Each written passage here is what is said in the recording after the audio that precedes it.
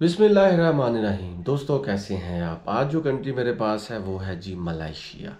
मलाइशिया का e visa लोग apply कर रहे हैं, उनको सब पता है जी उसकी वेबसाइट कौन सी है, कहाँ पे कैसे अप्लाई करना है, क्या क्या डॉक्यूमेंट्स चाहिए, किस तरह अप्लाई करना है, कितनी फ़ीस है और कितने दिन में वीज़ा आ जाता है। ये तमाम चीज़ें अब लोग जानते हैं, ठीक है। लेकिन मैं चीदा चीदा सिर्फ 3 चीज़ें बताऊँगा। मैं इसकी टेक्निकलिटीज़ में नहीं जाऊंगा कि आपने इसको कैसे अप्लाई करना है। डेफिनेटली ये जो वेबसाइट ऊपर मेरे आपको नज़र आ रही है, इसको आपने क्लिक करना है और यहाँ पे अपना बायोडेटा आपने पुट करना है। इसके पूरा प्रोसेस है। यहाँ पे 3 ऑप्शन पहले मिलेंगी। एक आई एम न्यू पे जाके आपने क्लिक करना है। रिटर्निंग यूज़र्स भी है और उसके अलावा आप इसको अपने वीज़ा को अगर आपने पहले अप्लाई किया तो चेक भी कर सकते हैं। आई एम न्यू पे जब आप क्लिक करेंगे तो आपने अपना पासपोर्ट नंबर, अपना फुल नेम, सारा बायोडेटा, आपकी नेशनैलिटी, आपके पासपोर्ट की वैलिडिटी कितनी है, कब वो इशू हुआ, कब उसकी एंडिंग डेट है, इन तमाम चीज़ों को आपने वहाँ पे लिख के जब आपने इस सारे डॉक्यूमेंट्स को करना होता है तो एंड में वो आपको फ़ीस चार्ज आपको फ़ीस के लिए कहता है। तो आपने फ़ीस को वहाँ पे कार्ड के ज़रिए, वीज़ा कार्ड के ज़रिए या मास्टर कार्ड के ज़रिए पे करके आपका 2-3-4 दिन के अंदर अंदर वीज़ा आ जाता है।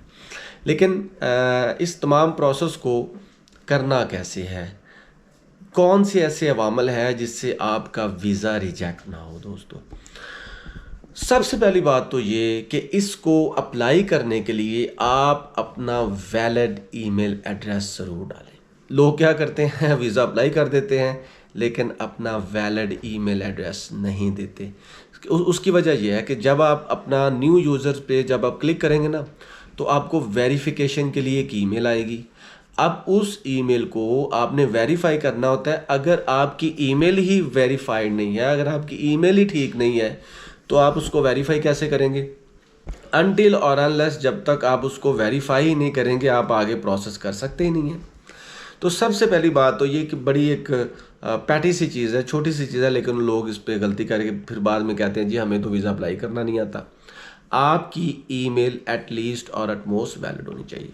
डॉक्यूमेंट्स क्या चाहिए, सिर्फ 6 डॉक्यूमेंट्स चाहिए दोस्तों।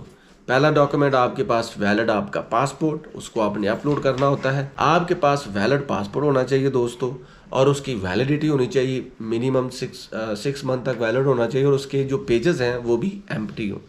कुछ पेजेस एम्प्टी हो, सारा ना भी एम्प्टी हो। इसके अलावा दोस्तों दूसरी जो है आपकी बैंक स्टेटमेंट, उसको आपने पीडीएफ पे लेके आना होता है। आपकी जो बैंक स्टेटमेंट जो आपको बैंक इशू करता है ना, वो लास्ट 6 मंथ्स की और उसके साथ कवरिंग लेटर, उसको पूरे को एक ही फाइल आपने बनाना होता है। इसके अलावा आपकी वाइट बैकग्राउंड की फ़ोटो, जब आप इसको ऑनलाइन अप्लाई करना चाहेंगे ना या कर रहे होंगे तो वो आपको सारी ऑप्शन दे देगा कि कितने साइज़ की आपकी फ़ोटो होनी चाहिए, ठीक। इसके अलावा दोस्तों आपके पास होना चाहिए जी आपका CNIC, उसकी भी PDF होनी चाहिए। इसके अलावा आपकी कंफर्म रिटर्न टिकट हो, चाहे वो डमी की सूरत में ही हो, लेकिन कंफर्म रिटर्न टिकट हो, ठीक है। इसके अलावा आपकी होटल बुकिंग हो और अगर आपका वहाँ पे कोई जानने वाला है तो उसकी तरफ से इनविटेशन लेटर। बस ये डॉक्यूमेंट है। ये 2 इंपॉर्टेंट चीज़ें, आपकी ईमेल और एक ये डॉक्यूमेंट्स। तीसरी चीज़ें, जब आप इनको अप्लाई कर चुके होंगे उस वेबसाइट पे, जब आप इसको अपलोड कर चुके होंगे तो उसके बाद क्या आता है दोस्तों, उसके बाद आपको 126 MYR से मुराद है जी मलेशियन रिंगट। आपको 126 मलेशियन रिंगट पे करने होते हैं। वो आप वीज़ा कार्ड से भी कर सकते हैं, मास्टर कार्ड से भी कर सकते हैं और कुछ लोग होते हैं वो पेपाल से भी कर देते हैं। It's okay, no issue. लेकिन चूंकि पाकिस्तान में पेपाल नहीं है तो आप मास्टर कार्ड और वीज़ा कार्ड से भी ये तमाम अमाउंट को पे कर सकते हैं और उसके बाद विदिन 2 to 3 डेज़ और समटाइम ऐसे होता है 6 डेज़ भी लग जाते हैं, आपको ईमेल पे ही इलेक्ट्रॉनिक ई वीज़ा आ जाता है। ये वही प्रोसेस है जो आप अज़रबैजान के लिए करते हैं, जो आप दूसरे कंट्रीज़ के लिए करते हैं। लेकिन इसमें और आज़रबैजान के वीज़ा में थोड़ी सी कॉम्प्लिकेशंस हैं। वो बहुत ही ईजी है अप्लाई करना, वो तो 3 घंटे में वीज़ा आ जाता है, ठीक है। लेकिन इस पे टाइम लगता है। तो आप कोशिश करें इन डॉक्यूमेंट्स को अच्छे तरीके से प्रिपेयर करें, अपनी फ़ी अपने हाथ में रखें और वैलिड पासपोर्ट के साथ आप अप्लाई करें।